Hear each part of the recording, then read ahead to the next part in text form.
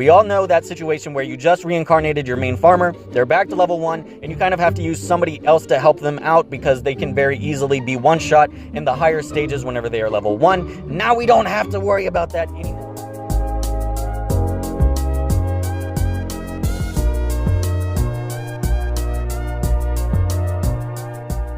So let me show you something real quick. So first of all, real quick, if you haven't seen these special missions yet, go there. If you look at the first ones and you go down to like the item world, you see that you get some freaking insane weapons. Whenever you actually do the item world 200 times, do that. Do it ASAP because the stuff will carry you, I swear to God. Look, I'll show you. This is a new, fresh, re-rolled account, right? Of course, we started with our 4 thieves. I got the Star Mage, but I also got a tired Rosalind. Okay, we got a tired Rosalind because we like her ability that increases the action gauge by 100 whenever a wave starts. Maximum action gauge to take a turn is 500. So essentially, she is getting you 20% of your total turn right off the bat just by having her on her team. And I went ahead and I nether enhanced her once too because it increases the AoE damage up by 15%. And we all know that our Star Mage AoE damage is pretty much what we're doing. AoEs, AoEs, AoEs, AoEs over and over and over and over. And I also nether enhanced her once too so that we could get the bonus 7 SP whenever her turn begins and we can just use the AoEs constantly. Now, about those weapons I just told you about. Look at the one we have on. This printy stick, dude, is so good. Look at the plus to int. Plus 16k. How much is this by itself?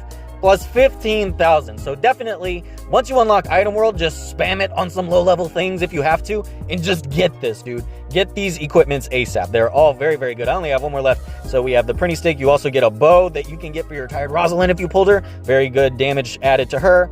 And you get a devil's horn for monster physical attack. You can also get their medal for intellect as well, which is what I'm working on. But you may have noticed I have a little bit of a theme team. So we all remember why I have Star Mage. Now I want you to notice who else is on my team, okay? I have a tired Rosalind so that we could get the SP boost and the AoE damage buff. I actually rolled for Laharl on start of this one because all allies get all stats except speed. So she gets, you know, int, defense, attack, resistance, all of it. She gets all of it except for resistance, so that's very, very good.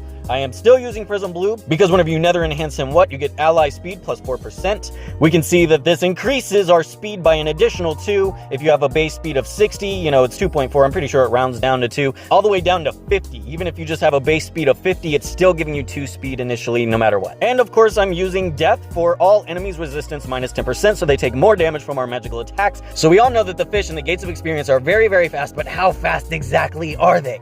Because them taking a turn before you not only makes them take 5 turns of animations in time so that it actually lengthens the time of your farm, it also could possibly kill you because they do decent damage, especially on the high levels, but their resistance isn't that high. So if you could get the jump on them, you could potentially kill them first before they start working on you, and it's just going to save you time. It's going to save you a lot of heartache and all that. It's going to be a lot more efficient. So what we can see about our Star Mage right now is she is at 64 speed using 3 equipments, all giving her plus 2 speed each. The Slippers, Gratitude Chocolate, and Prism Badge are all giving her plus 2 speed. This makes her base speed 58, and how we just saw with the calculator, our Blue Prism Ranger is going to be increasing that speed by 2. So essentially, she is at 66 speed right now. Of course, we can't forget on top of being at 66 speed, we have a tired Rosalind on our team giving us 100 attack bar, a total 20% of our attack bar initially anyway. So let's see how close we are to matching these fish. I'm going to go ahead and reincarnate my team so that the matches are not in vain, which is especially important whenever your farmer is almost ready to be reincarnated too, so we could get them a little bit of levels too. Let's go ahead and get into it. So remember our speed. We are not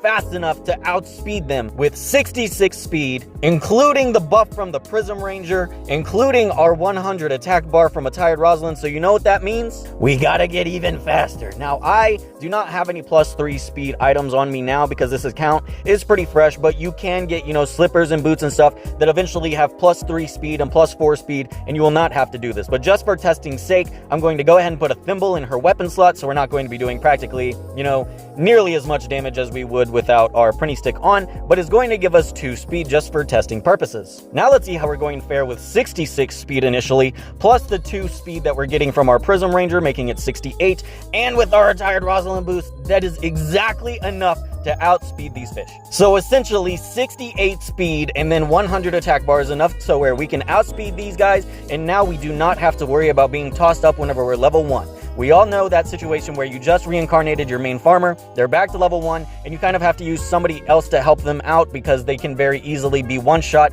in the higher stages whenever they are level 1. Now we don't have to worry about that anymore. With all of these speed factors that we have with us, we can now go straight into these higher level matches and just tear through them.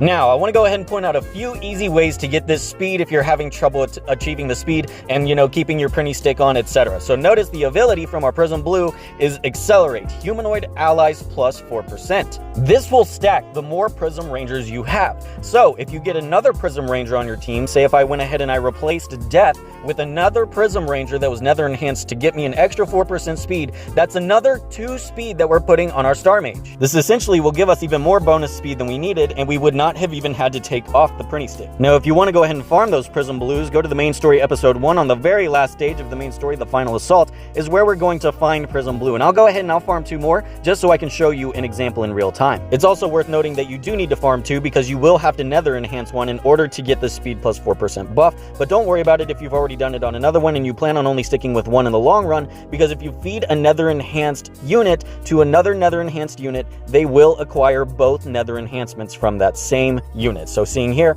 if I put my main one and I put the one that I just Nether Enhanced into this one, we're going to get 2 Nether Enhancements from it. But for the sake of science, let's go ahead and pop this bad boy on our team. Now we don't have to worry about this thimble. We could go ahead and put back on our printy stick for our insane int, and voila! Just like that, we are fast enough to where we can go straight in on these fish and not have to worry about them attacking us first. Now we're going to be able to reincarnate our Star Mage again back to level 1, so she doesn't have to get carried by someone else in fear that she gets hit and it ends up wasting your times in your run, because she's still going to have that printy stick on, which is still going to give her a mad number of freaking intellect, and you will be able to do this still.